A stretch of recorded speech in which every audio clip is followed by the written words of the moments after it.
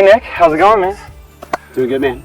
Well, good to be here. My name is Caleb. I'm with DemX Media, and a big reason I wanted to highlight your race is because I'm doing this summer series called 4 Weeks or 4 Seats. I believe in the vision you have for Peachtree City. Thank you. And I definitely want you just to let viewers know what you want to achieve in the next 4 years for Peachtree City. But what is kind of your background leading up to this race? What did you do before, and what kind of led you to run? So I kind of have a very unusual background for this kind of world. I have a degree in biblical studies and organizational leadership. At one point in time prior to the financial crash of 2009, I thought I was going to be a pastor, and the financial crisis happened, and tithes and donations went down, and I was about to get married, and my wife was like, hey, I'd really still like to have a house to live in. And so I finished that degree and used it just a bit, and then got into the landscaping world and did that for a while. And finally my wife was like, hey, we're going to have kids, so you can't have the whole winter off anymore. And I ended up in commercial sales. And what I found myself in was a position where I could afford to move back to my hometown, a place that I loved. But when I came here, I kind of began to realize that some of that magic, some of that shine, like for my sign, this bubble is magic, some of that magic had kind of faded since I was a kid. It's amazing like how, you leave a place for a time and you come back and it's just so different. So I definitely love that you want to bring that shine and magic back to the city. And I wanted to say, I guess, why this cycle? Why 2021 did you decide to hop in and make your stake with it? Well, last year was clearly a crazy year. Health-wise, politically, social justice, all of these things kind of happened at the same time, and I began to see that the people who were trying to run the city that I live in just didn't share my values and important values. Not how do you spend tax dollars, not, how do you use the parks or what fees you levy. It was, do Black Lives Matters? Do those people deserve to be heard? And they would make it about other things. Well, what about blue lives? And I love many police officers. We have a great police force in this city. And so I felt like it was just such a diversion. And there was just so many conversations happening around important topics, but never about important topics.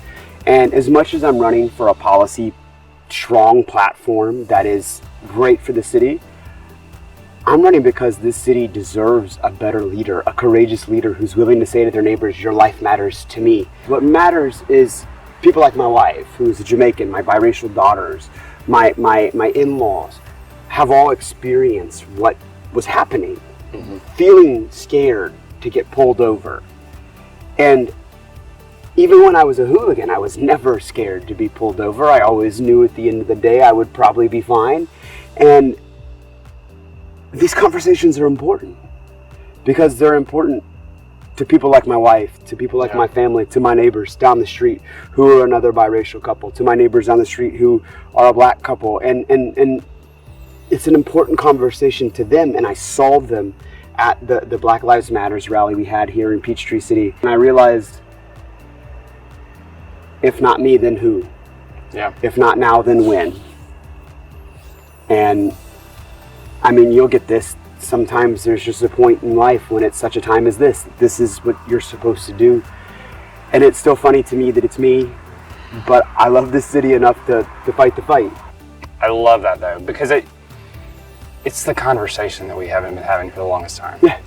And to me, if we're gonna get the growth that we want to see in every one of our communities, then we have to make those moves now. Yes. But I guess, what did you want to achieve by the end of your first term? What would you want to see? So as much as I want to shift the philosophical tone to being more inclusive and more equitable for the people who live in the city, we have some real policy struggles where we have unfunded liabilities, things that we can't afford to do. We're considered a well-off city, but yet for a well-off city with high tax brackets and not unreasonable, but high property taxes, we shouldn't be having those struggles. And as I began to pay attention on a policy level, I realized that we weren't cultivating an atmosphere for the city to thrive. And so the first part of my platform point is change the municipal code to arts and entertainment districting for what we call our village centers. So we don't have like a city center, we don't have a downtown. We have these little villages that are kind of for each of the individual areas of the city. And they're struggling because we have effectively 5 city centers.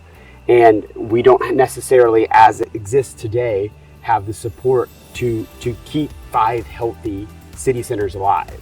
But I believe with the arts and entertainment municipal code change, we'll have the opportunity to just give enough leash to those property owners, to those businesses that are there, that they can evolve into a 2021 version of themselves. Because honestly, a lot of them are still living in, at best, 2001. Right. It goes the same with the conversation with policy. Like, if we're going to become an effective people overall, then we're going to have to make these moves now. Yes. Like, we are. And I wanted to ask, particularly your campaign, what does this bubble is magic mean? So this Peachtree City is colloquially known as the bubble. When I was a kid, it was a bad thing because we were in the bubble, and because we were in the bubble, we didn't get to experience real world, and everything was kind of contrived and a little Stepfordy. And at some point, the people in the city kind of began to adopt it as a more positive tone. And I was doing a campaign video when I first got started doing all this, and I just said this phrase that this bubble is magic and it's worth taking care of. And it hit all the right heartstrings for a bunch of people.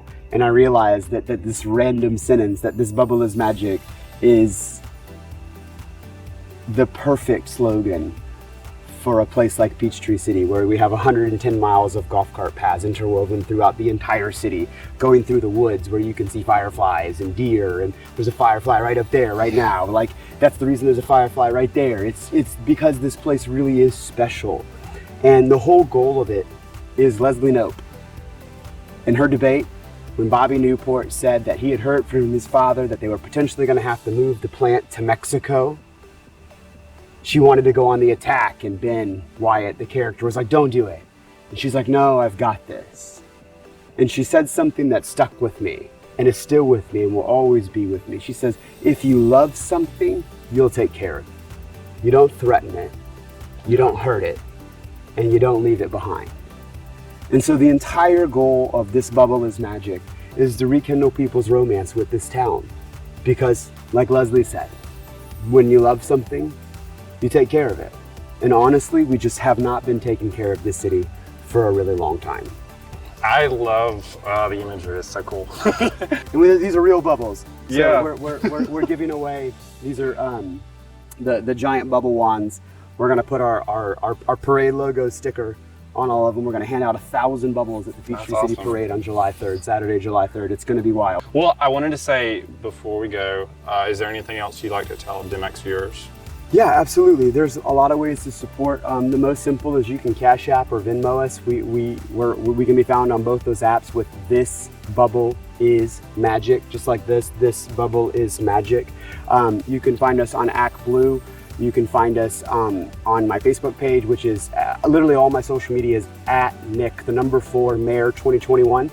And honestly, I need your support, because what we're doing in Peachtree City will make a huge difference for this entire state. If we can normalize progressive values at home, we can set the people free in Washington to actually do policy for regular people. That's not a red thing. That's not a blue thing. It's a progress thing where we take care of humans, because humans are the reason we exist in the first place when you're in government. And that's what we need to accomplish here. If we can flip a place like Peachtree City, We can do it anywhere. We can do it anywhere.